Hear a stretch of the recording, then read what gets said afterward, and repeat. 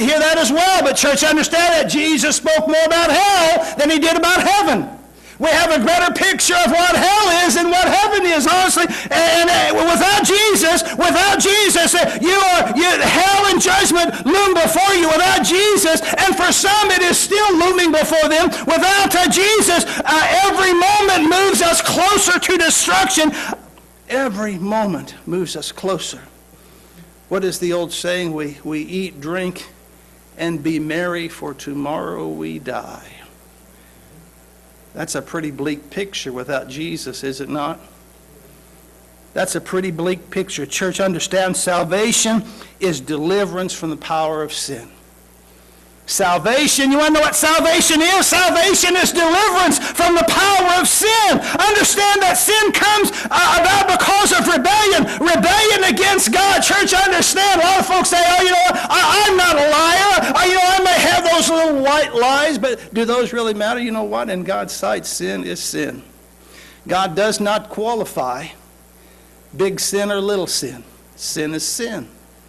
Sin is sin. Paul tells us, Romans 3:23, all have sinned and fall short of the glory of God. Doesn't matter who you are. You know what? Just because I stand here doesn't mean I'm sinless. Church, understand, that's farthest from the truth. There is sin in me as well as in you.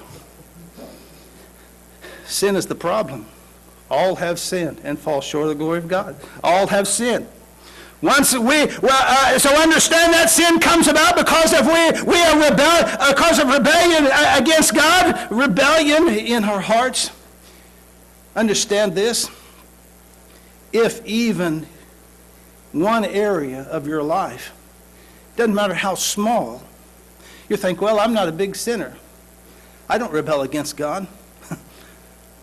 Do you?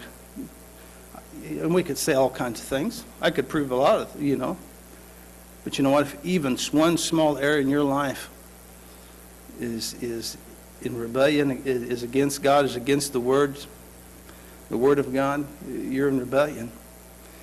If you're in rebellion against God, you're in sin. Doesn't matter how big. Doesn't have to be a big area. You may be just that one small area of your life that you're in rebellion in. But you're still in rebellion. It's like sin. God doesn't qualify what's big rebellion, what's little rebellion. Rebellion is just is rebellion against God. It's sin. We're sin. Rebellion against God. Without Jesus, we are slaves to our habits, and our lusts. But now we are free to conquer in the power of God. Understanding the power of God is like a byproduct that comes to us, a byproduct of the salvation that God gives us. Was it the writer of Hebrews, just a few chapters on, we talk about being able to go boldly into the throne of grace. Why can we go boldly into the throne of grace? Because of salvation. The salvation that God has given. The byproducts of being able, of salvation is that power of God being loosed in your life. The power of God. Many people think they know what power is. Many people think they know what the power of God is. But church, understand, until Jesus comes into your life, you'll never truly know the power of God. You'll never truly know what that power is. And let me tell you, once you experience that power, you know immediately.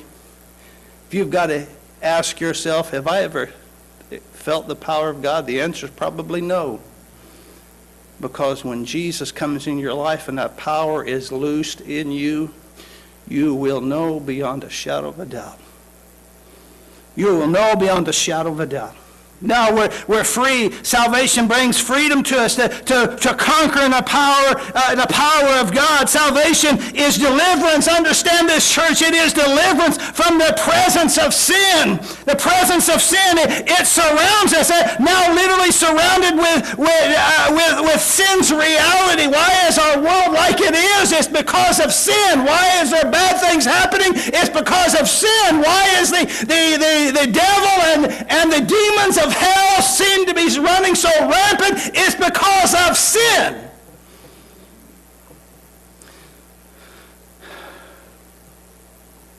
Salvation is deliverance from sins, the presence of sin. Man moans about it, but he chooses. He revels in it. He wallows in it. He wallows.